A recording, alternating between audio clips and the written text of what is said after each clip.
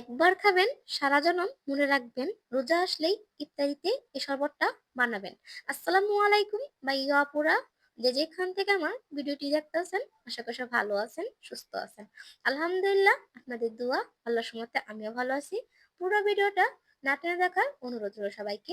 একটি লাইক একটু কমেন্ট করে পাশে থাকবেন সবাই। তো আজকে শরবতটা বানানোর জন্য এখানে আমি নিয়েছি স্ট্রবেরি, সাবুদানা ও দুধ ও পরিমাণ মতো চিনি। এখন আমি সাবুদানাটা পানিতে একটু সিদ্ধ করে ফুটিয়ে নিব। তো এই পাতিলাটা হচ্ছে আমার ছোটবেলার পাতিলা।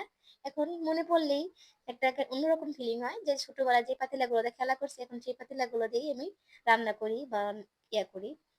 তো এই যে সাবুদানাটা আমি সিদ্ধ করে ধুয়ে ঠান্ডা করে চলে আসলাম। এখন শরবতটা বানানোর জন্য ব্লেন্ডারে দিয়ে দিলাম স্ট্রবেরি গুলো।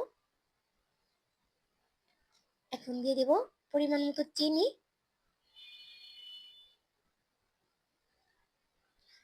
এখন দিয়ে দিব দুধ। দুধটা আমি আগে থেকেই জাল দিয়ে নিচ্ছি।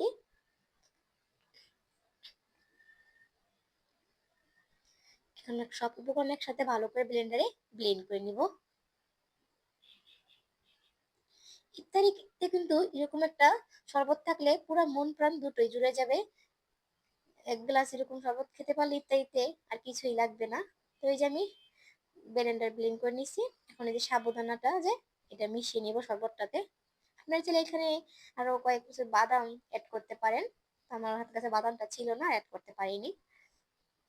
আমার আজকের ভিডিওটা আমার সাবস্ক্রাইব ভালো না ছাড়া যারা দেখতেছেন, প্লিজ বোনটা চ্যানেলটিকে সাবস্ক্রাইব করে পাশে থাকবেন। আপনাদের সকলে ভালোবাসা ও দোয়া চাই। তো এই যে আমি সাবধান সব একসাথে মিশিয়ে নিছি। এখন গ্লাসে ঢেলে নিব। তা আপনারা কিন্তু বাসায় স্ট্রবেরি আনলেই এই শরবতটা অবশ্যই অবশ্যই একবার হলো ট্রাই করবেন। অসম্ভব মজা হয় এই স্ট্রবেরি এই শরবতটা সাবুদানা দিয়ে, কিছুটা ওই যে মহব্বতের শরবতের মতন। এই যে আমি ঢেলে নিছি। এখন স্ট্রবেরি দিয়ে হালকা একটু ডেকোরেশন করে নেব। এই যে স্ট্রবেরি গুলো কেটে নিছি ছোট ছোট একটু পিস করে উপর দিয়ে দিছি। এখন গ্লাসের সাইডে বসিয়ে দিতেছি। তো আমার আজকের স্ট্রবেরি শরবতের রেসিপিটা কেমন হয়েছে কমেন্টে জানাতে কিন্তু ভুলবেন না। আর এরকম নিত্য নতুন রান্না বান্না পেতে, রেসিপি পেতে আমার চ্যানেলটিকে সাবস্ক্রাইব করে অবশ্যই সবাই পাশে থাকবেন। তো সবাই ভালো থাকবেন, সুস্থ থাকবেন। দেখা হবে আগামীকাল অন্য কোনো ভিডিওতে। আর আপনারা যদি কেউ কোনো রেসিপি বা কোনো কিছু দেখতে চান, আমাকে কমেন্টে অবশ্যই বলবেন, আমি দেখানোর চেষ্টা করবো। তো সবাই ভালো থাকবেন, সুস্থ থাকবেন। আল্লাহ হাফেজ।